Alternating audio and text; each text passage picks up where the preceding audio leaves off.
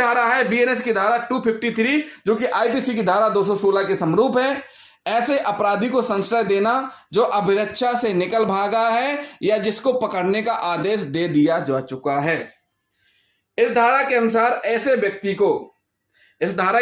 ऐसे व्यक्ति को संशय देना या छिपाए रखना है जो हवालात की अभिरक्षा से भागा हुआ है या जिसके गिरफ्तारी का आदेश दिया जा चुका है।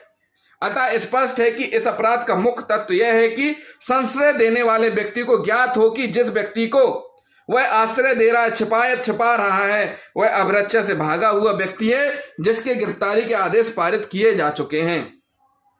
उल्लेखनीय है कि इस धारा के उपबंध पूर्ववर्ती धारा बीएनएस की धारा 249 अपराधी को संशय देना के उपबंधों से भिन्न है।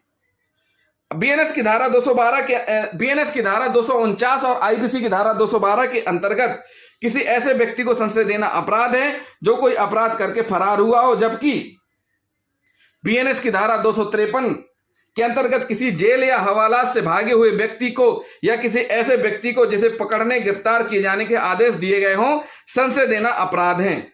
अतः स्पष्ट है कि धारा 253 के अंतर्गत किया गया अपराध बीएनएस की धारा 249 के अपराध की तुलना में कहीं अधिक गंभीर स्वरूप का है।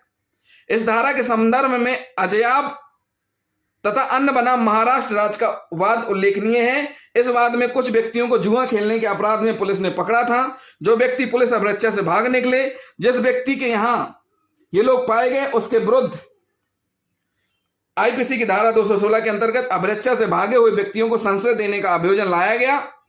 उच्चतम न्यायालय ने अब निर्धारित किया कि इस मामले में पकड़े गए व्यक्तियों के विरुद्ध न तो किसी अपराध का आरोप लगाया गया था और न उनकी दोषसिद्धि हुई थी। अतः उन्हें संशय देने वाले व्यक्ति को आईपीसी की धारा 216 के बजाय आईपीसी की धारा 224 के अंतर्गत अभ्यारोपित किया जाना चाहिए। अतः अभियुक्त की धारा 216 के अंतर्गत की गई दोषसिद्धि अपास्त कर दी गई।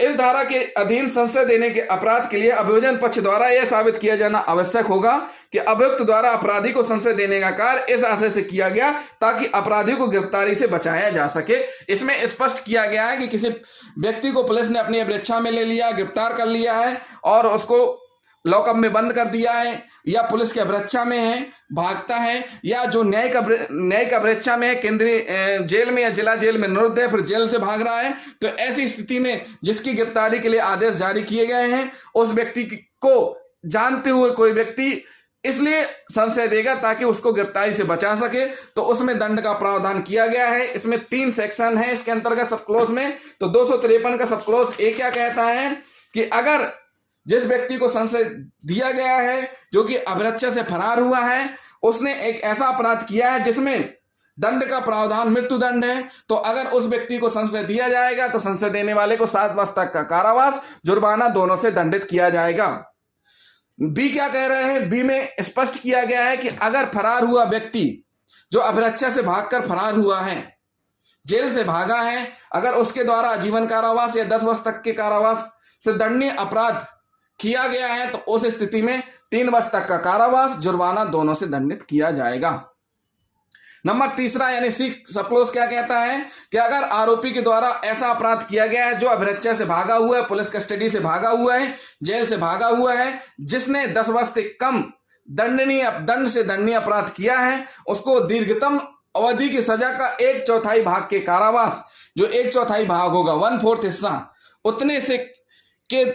उतने साल से यानी 8 साल की सजा का प्रावधान है, तो 1/4 यानी कि 2 साल के कारावास से दंडित किया जाएगा और साथ ही साथ जुर्माने से भी दंडित किया जाएगा। तो साथियों, ये हुई बीएनएस की धारा 253 जो कि आईपीसी की धारा 216 के समरूप है। ऐसे अपराधी को संशय देना जो अभिरक्षा से निकल भागा है या जिसको पकड़ने का आदेश दिया जा चुका है।